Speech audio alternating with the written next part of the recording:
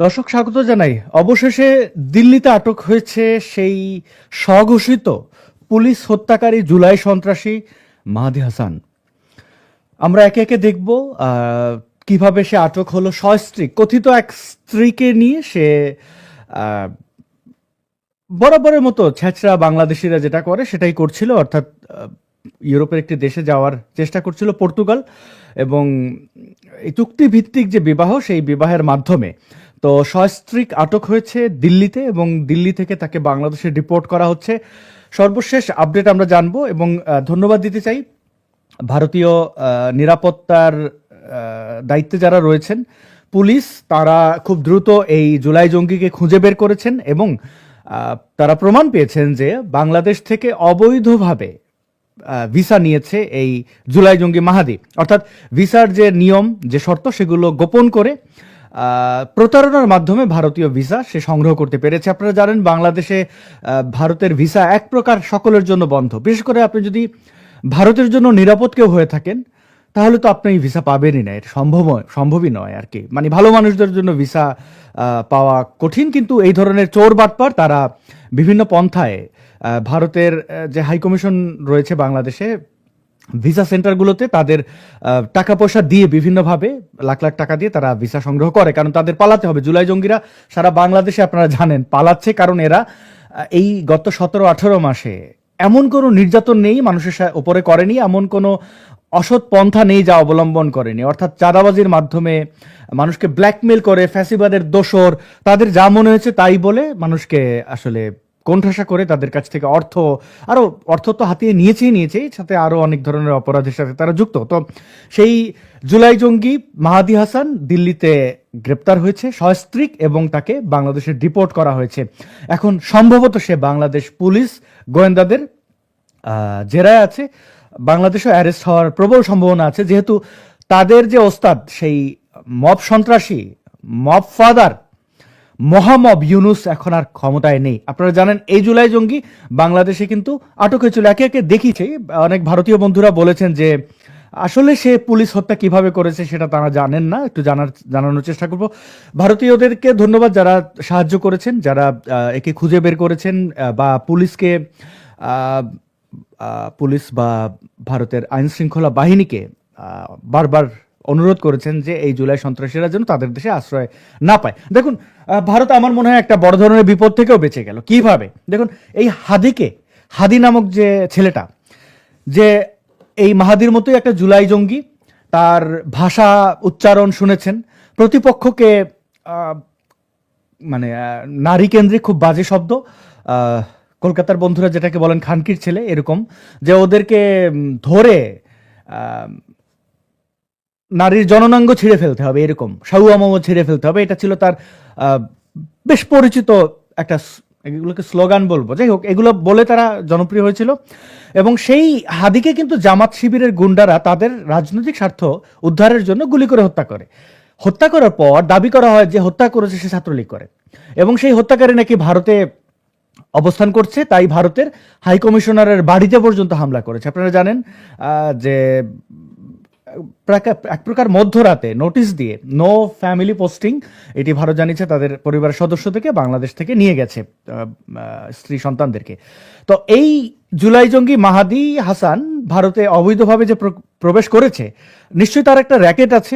ভারতের ভিসা নীতিকে কিভাবে ফাঁকি দিতে হবে তা তারা জানে, এবং একদম যে ফাঁকি দিয়েছে তাও বলবো না। ভারতের ভিসা যারা দিয়ে থাকেন বাংলাদেশিদের, তারা উদাস, এই জুলাই জঙ্গিদের ব্যাপারে উদাস। আমরা আশা করেছিলাম ভারত এদের রেড লিস্টেড রাখবে, জুলাই জঙ্গিদের, তাদের স্বার্থে, নিজের স্বার্থে। বাংলাদেশে কি হলো না হলো এ নিয়ে ভারতের কিছু যাওয়া আসার কথা না, কিন্তু নিজেদের স্বার্থে। এই মাহাদি হাসান যে ভারতে গেছে, যাদের মাধ্যমে গেছে, তারা তো জানে সে ভারতে রয়েছে, ওকে যদি ভারতে হত্যা করতো, এরকম একটা জঙ্গি যদি ভারতে ঢুকতে পারে, তার মতো আরো দু একটা জঙ্গি ঢুকতে পারে, এবং এরা প্রকাশ্যে পুলিশ পিটিয়ে হত্যা করে ঝুলিয়ে রেখেছিল।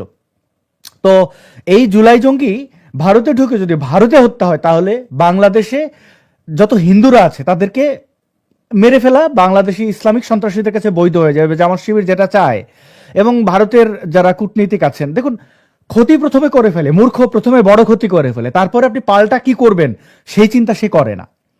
বুঝতে পেরেছেন? ভারত নিশ্চয়ই সামরিক দিক থেকে সকল দিক থেকে বাংলাদেশের চেয়ে অনেক শক্তিশালী একটা রাষ্ট্র, এটা নিয়ে কোনো তর্কের কোনো সুযোগ নেই। এখন অনেক ভারতীয়রা মনে করেন কিছু করে দেখো, খবর করে দেবো। আরে খবর পরে, প্রথম হচ্ছে এই জঙ্গিরা কখনো তাদের দেশ, জঙ্গিদের কখনো দেশপ্রেম হয় না। দেখুন বন্ধু, 7th of October হামাস যে হামলাটা ইসরায়েলের উপর করলো, এখন আপনি বলবেন হামাসকে দেশপ্রেমিক? আপনি ইসরায়েলি নাগরিক হলে বলবেন যে হামলা করেছিল, দেখেছো কি করেছি, পরে কি করবেন সেটা, এতে হামাসের কিছু যায় আসে না। আজকে গাজা উপত্যকা মাটির সাথে মিশিয়ে দিয়েছে ইসরায়েল, মানুষ বাস্তুহারা। এখন বলুন, ভিকটিম কিন্তু হয়েছে সাধারণ মানুষ। ওই হামাসের সন্ত্রাসীরা কিন্তু ঠিকই গর্তে ফর্তে ঢুকে, এবং ও মরে গেলে ওর কোনো চিন্তা নেই, ও মনে করে মরে গেলেই ও 72 হুর পাবে, জান্নাতে যাবে, যা বদমাশি আছে করবে। এখন এই ধরনের বিকৃত চিন্তার লোকজনদেরকে কি করবেন? এই জুলাই জঙ্গিরা মনে করছে যে আমরা হাসিনাকে উৎখাত করেছি, বাংলাদেশটা আমার, যাকে খুশি মারবো, যা ইচ্ছা করবো, মরে গেলে ওই এরা তো জামাতি লোকজনই, এরা জান্নাত যাবে, হুর পাবে, এগুলো তাদের বিশ্বাস। এখন এরকম মানে হেঁটে বেড়ানো আত্মঘাতীকে আপনি কি করবেন? তো ভারতে এই ধরনের জঙ্গিকে আশ্রয় দিলে তারাই নিজেদেরকে মারবে, কিন্তু একটা বড় দায় ভারতের বিরুদ্ধে দেবে, যে ভারতে গেছিল আমাদের ভাই ভিসা নিয়ে অন্য একটা দেশে যাবে, সেখানে ভারত দেখো মেরে ফেলেছে, দিল্লি না ঢাকা বলে। এই ধরনের বদমাশদের আসলে আমি জানি না কি করে ভারত এদের ভিসা দেয়। এবং সর্বশেষ যেহেতু তাকে আটক করে, ভারতে যেহেতু সে কোনো অপরাধ করেনি, তাকে তো ভারতে রাখা যাবে না, ভিসা জালিয়াতি করলে তাকে পাঠিয়ে দেওয়াই নিয়ম, আমি যতদূর জানি। তো তাকে পাঠিয়ে দিয়েছে, এর জন্য ভারতকে ধন্যবাদ। তো মজার বিষয় হচ্ছে যে এই মাহাদি কত বড় স্বার্থপর, সে তার এই হবু বউ চুক্তিভিত্তিক হোক আর বেটা বিয়ে তো করতেছে, তারে পালিয়ে গেছিল, তাকে ফেলে পালিয়ে গেছিল। এখন এই কন্ট্যাক্ট ম্যারেজ, মানে এটা কন্ট্রাক্ট না কন্ট্রাক্ট হবে, কন্ট্রাক্ট ম্যারেজ, চুক্তিভিত্তিক বিয়ে। তো এটা কিভাবে সিলেটে শুনেছি, তবে আবার হ্যাঁ, সিলেটিরা ইউরোপে আমেরিকাতে স্থায়ী হওয়ার জন্য এই ধরনের বিয়ের আয়োজন করে থাকেন, পারিবারিকভাবে বিয়ে করেন। বাট সিলেটিরা কখনো, স্ত্রী তো দূর কি বাদ, বন্ধুকে ফেলে কোথাও যাবে না, খুবই রেয়ার, 1001টা পাবেন যে ফেলে পালিয়ে যাবে। ও তো হবিগঞ্জ যদিও বৃহত্তর সিলেটের, বাট ওর মধ্যে ওই এথিক্সটুকুও নাই। বিপদে কোনোদিন কেউ কাউকে এক সিলেটি আর এক সিলেটিকে ফেলে যাবে না। আর স্ত্রী মেয়ে এগুলো হলে তো মানে তারা মানে জীবন দিয়ে দেবে প্রয়োজনে, কিন্তু কখন দেবে না, মানে কি বলে, ব্যক্তিত্ব হারাবে না। এটা এই জন্য সিলেটিদের স্যালিউট করতে হয়। দেখুন 5-6 মাস আগে এই মানে জুলাই জঙ্গিরা ওই 5-6 মাস আগেই কিন্তু যা কিছু প্ল্যান, মানে এরা কিন্তু প্রচুর টাকা ক্রিপ্টো কারেন্সিতে নিয়ে রেখেছে। এর অ্যাকাউন্টে দেখা যাচ্ছে বিভিন্ন সোর্স থেকে ক্রিপ্টো কারেন্সিগুলো সার্চ করলে পাওয়া যায়। আমি কোনোদিন ক্রিপ্টো কারেন্সি কিনি নাই, আমার টাকাও নাই, পাচার তো প্রশ্নই আসে না। তো আমি অনেকগুলো স্ক্রিনশট দেখেছি, তার নামে কোটি টাকার মতো দেখা যাচ্ছে। এখন এটা সত্য মিথ্যা যারা এক্সপার্ট আছেন একটু জানাবেন, আপনারা একটু খোঁজ নেবেন। সে সম্ভবত ঢাকায় ইতিমধ্যে অ্যারেস্ট হয়েছে, সেটা যদি কারো কাছে ইনফরমেশন থাকে। দর্শক, আপনারা অনেকে মনে করেন যে হ্যাঁ, এই মাহাদিকে আইডেন্টিফাই করা, তার পাসপোর্টের নাম্বার সংগ্রহ এবং ভারতীয় বন্ধুদের অ্যাওয়্যার করার জন্য আমার একটা ভূমিকা ছিল, খুবই ক্ষুদ্র, এটার জন্য আমি একক। আপনারাই আমার শক্তি, আপনারা তথ্য দেন বলে, আপনারা এই বিষয়ে কনসার্ন থাকেন বলে আমরা এই জিনিসগুলো সামাজিক মাধ্যমে তুলে ধরি, মিডিয়াম মাত্র। তো বলবো যে হ্যাঁ, এটা আপনারাই এখন এখানে কমেন্ট করে জানাতে পারেন আপনাদের মধ্যে কেউ জেনে থাকলে। বাট এই এই এই দ্বিচারীদের কথা শুনুন, কিভাবে জালিয়াতির মাধ্যমে ভারতকে রুট হিসেবে ব্যবহার করে তারা যাওয়ার চেষ্টা করছিল পর্তুগালে। দেখুন, সারাদিন দিল্লি না ঢাকা ভারতকে গালাগাল দেয়, তুই যাচ্ছিস কেন ভারত?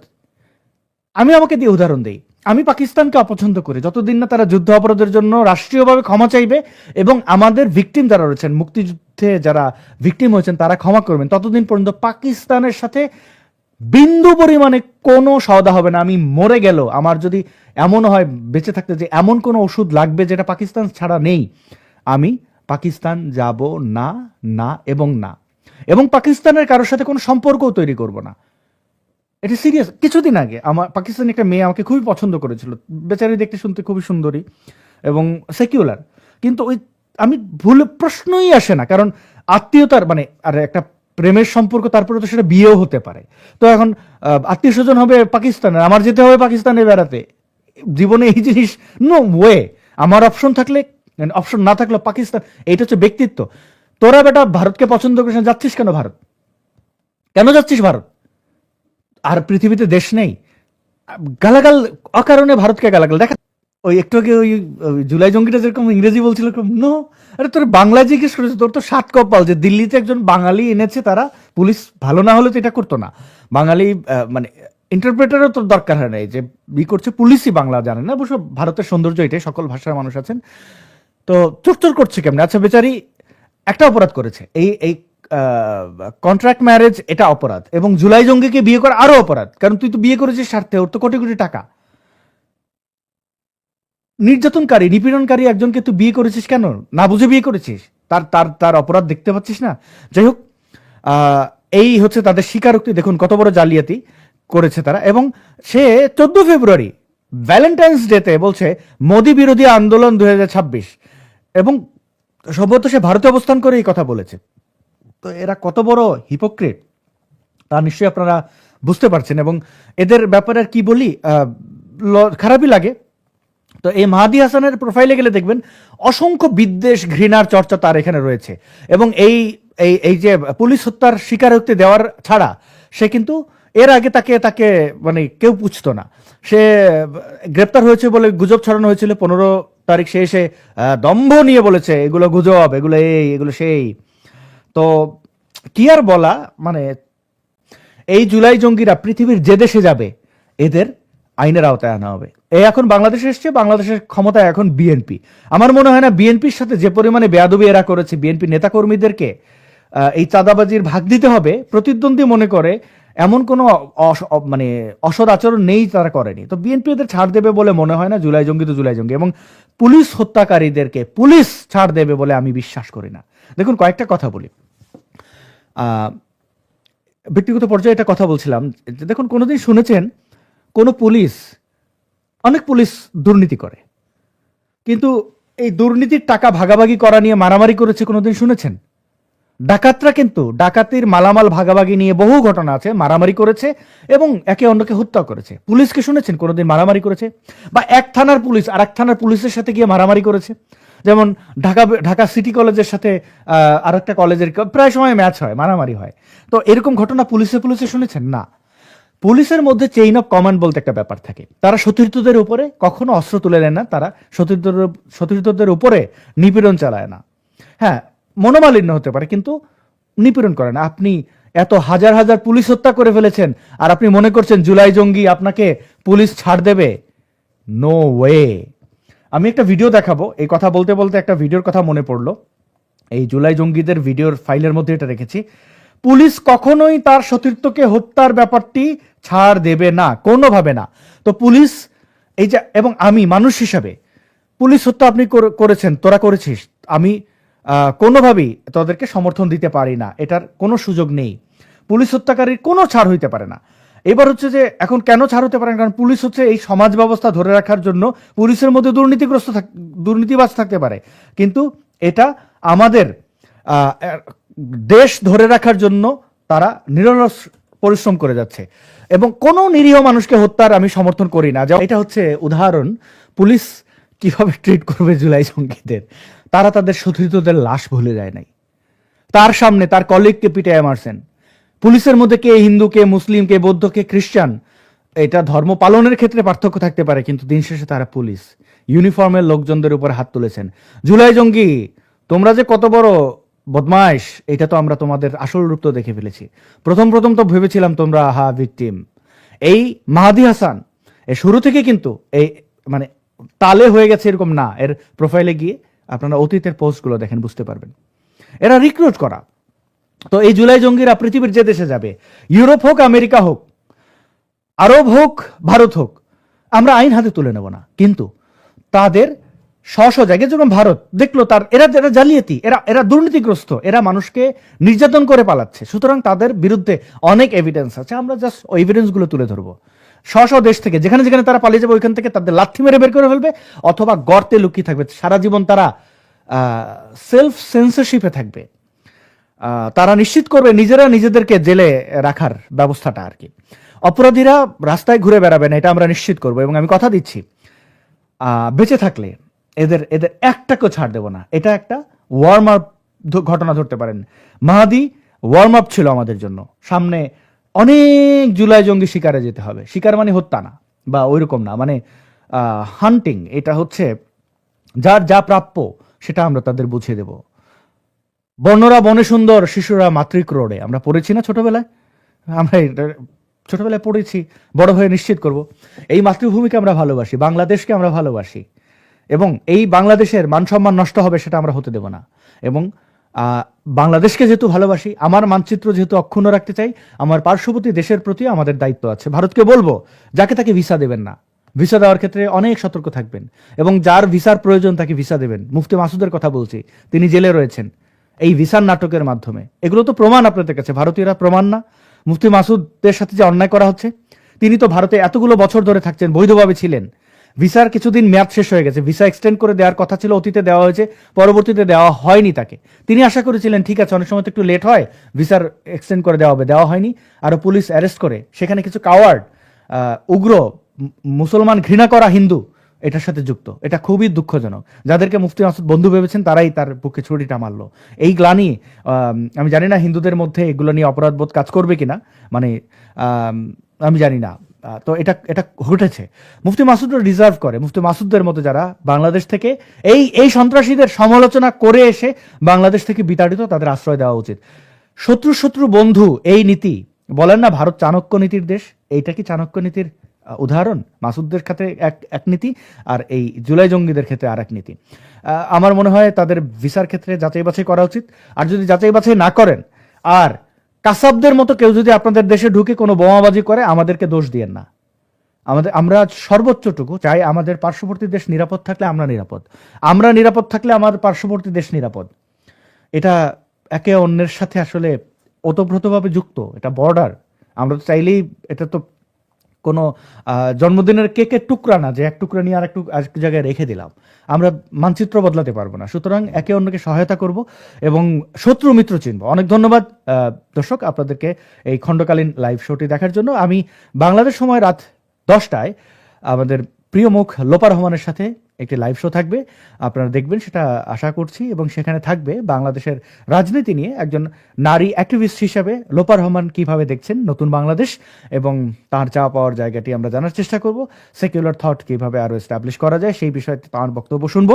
অনেক ধন্যবাদ, শুভ সন্ধ্যা বা শুভরাত্রি জানাচ্ছি বাংলাদেশ এবং ভারতের দর্শকদেরকে, এবং ভারতীয়দেরকেও একটু আলাদাভাবে কৃতজ্ঞতা জানাই। আপনাদেরকে আমি অনেক সময় হার্ট করি, এগুলো পার্ট অফ মাই অ্যাক্টিভিজম। আপনাকে বুঝতে হবে, আমাদেরকে প্রতিনিয়ত ভারতের দালাল বলে গালাগাল শুনতে হয়। আমরা ভারতের কাছ থেকে কোনো সুবিধা নেই না, সুবিধা আশাও করি না, এবং আপনাদের অনেক ভুল হয়। সেই ভুলগুলো যদি রয়েস হয়ে বলি, তাহলে হলো আচ্ছা দাদাদেরকে তুমি খুব সমীহ করো, দাদাদেরকে কি বলবে ওরা, ওই জুলাই জঙ্গি বা সন্ত্রাসীদের কথা ভেবে আপনাদের কোনো বিশেষণ ব্যবহার করে না। কিন্তু এগুলো অনেক সময় দুঃখ কষ্টও আসে।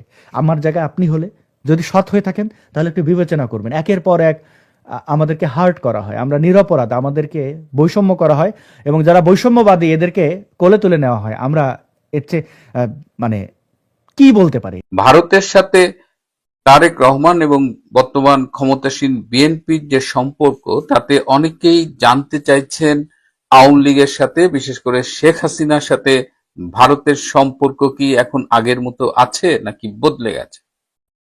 এদিকে টেকনোক্র্যাট কোটায় পররাষ্ট্র মন্ত্রী হিসেবে শপথ নেওয়ার পর থেকেই ডক্টর খলিলকে নিয়ে দেশে বিদেশে ব্যাপক আলোচনা সমালোচনা চলছে, এমনকি বিএনপির ভেতরে অনেক কথাবার্তা চলছে। আবার দেশ থেকে খবর পাচ্ছি বেশ অনেক জেলাতেই আওয়ামী লীগের অফিস খুলে দেওয়া হচ্ছে, তাদের কার্যক্রম সীমিত আকারে শুরু করা হচ্ছে। এটারই বা কারণ কি? একটা ইন্টারেস্টিং ইনফরমেশন পেলাম আজ। অন্তর্বর্তীকালীন সরকারের প্রধান উপদেষ্টা, যিনি এখন বিদায় নিয়েছেন, ডক্টর ইউনূস শেখ হাসিনাকে প্রচন্ড ভয় পেতেন। কিন্তু কেন ভয় পেতেন, আজকে এসব নিয়ে আলোচনা করব। পুরোটা শুনবার জন্য একদম শেষ পর্যন্ত থাকবার জন্য অনুরোধ করছি। প্রথমেই ভারতের সাথে শেখ হাসিনার সম্পর্ক বর্তমানে কেমন আছে। আমরা অনেকেই জানি না, 1 বছরের বেশি সময় ধরে তারেক রহমানের সাথে লন্ডনে ভারতের একটি অংশের আলোচনা চলছিল, এবং ইংল্যান্ডে যিনি ইন্ডিয়ান হাই কমিশনার রয়েছেন তিনি এবং আরো কয়েকজন তারেক রহমানের সাথে একাধিক মিটিং করেছিলেন। পুরো বিষয়টা এতটাই গোপন রাখা হয়েছিল যে এটা আসলে বাইরে লিকই হয়নি। এই আলোচনা চলছিল 1 বছরের বেশি এবং তারই ফলশ্রুতিতে আমরা দেখেছি তারেক রহমান গত 25শে ডিসেম্বর বাংলাদেশে এসেছেন। তার আগে কিন্তু তিনি আসেননি। ভারতের সাথে নেগোসিয়েশন করেই তারেক রহমান এসেছেন, কিন্তু নেগোসিয়েশনটা চলছিল 1 বছর, এটা আমরা জানতাম না। বিএনপির সাথে ভারতের ঘনিষ্ঠতা, তারেক রহমানের সাথে এই ঘনিষ্ঠতা, স্বভাবতই প্রশ্ন উঠেছে তাহলে শেখ হাসিনার দিক থেকে কি ভারত মুখ ফিরিয়ে নিচ্ছেন? আবার গতকাল কলকাতা থেকে একজন বললেন দাদা শেখ হাসিনা নাকি লন্ডন চলে যাচ্ছেন। এরকম একটা কথাও বাতাসে ছড়াচ্ছে যে শেখ হাসিনা ভারত থেকে লন্ডনে চলে যাবেন। আবার কেউ কেউ বলছেন না, একদম যাবেন না, হয়তো দিন 10-এর জন্য ছোট বোন শেখ রেহানার বাড়িতে বেড়াতে যাবেন। আসলে কি অবস্থা? যারা টেনশন করছেন যে আওয়ামী লীগ থেকে ভারত মুখ ফিরিয়ে নিল কিনা, তাদের জন্য একটা গুরুত্বপূর্ণ তথ্য। ভারত সরকার শেখ হাসিনার নিরাপত্তা আগের যে কোনো সময়ের চাইতে বাড়িয়েছে। আপনারা জানেন যে শেখ হাসিনা বাইরে খুব একটা চলাফেরা করতেন না, তিনি তার নির্দিষ্ট জায়গাতেই থাকতেন। সেই জায়গাতেও এখন তিনি অনেকটা মুক্ত। তিনি চাইলে সরকারি বেসরকারি অনুষ্ঠানে যোগ দিতে পারবেন, তিনি চাইলে তার নির্দিষ্ট ডেরার বাইরে ঘুরতে যেতে পারবেন, এমনকি তিনি চাইলে এখন বিদেশেও যেতে পারবেন এবং তিনি বিদেশে যাওয়ার সময় তাকে ভিআইপি প্রোটোকল দেওয়া হবে। সুতরাং বিএনপির সাথে বা তারেক রহমানের সাথে ভারতের যে সম্পর্কই হোক, তাদের একটা নিজস্ব পলিসি আছে, বাট ইট ডাজেন্ট মিন যে আওয়ামী লীগকে বাদ দিয়ে ভারত করছে। আওয়ামী লীগের সাথে, বিশেষ করে শেখ হাসিনার সাথে ভারতীয় কাউন্টার পার্টের নিয়মিত যোগাযোগ আছে, তাদের আলোচনা হয়, পলিসি লেভেলের বিভিন্ন আলোচনা তারা করে। সুতরাং এটি নিয়ে আপাতত টেনশন করার দরকার নেই। এবার একটু আলাপ করি আমাদের সদ্য যিনি নিয়োগ পেয়েছেন টেকনোক্র্যাট কোটায় পররাষ্ট্রমন্ত্রী হিসেবে ডক্টর খলিলুর রহমান। তিনি কিন্তু ছাত্র জীবনে বেশ মেধাবী ছিলেন এবং তিনি দীর্ঘদিন আমেরিকায় জাতিসংঘের বিভিন্ন প্রতিষ্ঠানে কাজ করেছেন। এই যে জুলাই আগস্টে রেজিম চেঞ্জ হলো, তখন কিন্তু তার বাংলাদেশে এসে পররাষ্ট্র উপদেষ্টা হবার কথা ছিল, কিন্তু সামহাও মিস্টার তৌহিদ হোসেন পররাষ্ট্র উপদেষ্টা হলে ডক্টর ইউনূস তাকে নিয়ে আসেন এবং বলেন যে আপাতত রোহিঙ্গাদের যে বিষয় ছিল সেখানে হাই রিপ্রেজেন্টেটিভ হিসেবে তিনি যোগ দেন। কিন্তু হাই রিপ্রেজেন্টেটিভ হিসেবে কাজ করতে গিয়ে এবং এই মিয়ানমারের করিডোর এই বিষয়গুলো নিয়ে কাজ করতে গিয়ে তিনি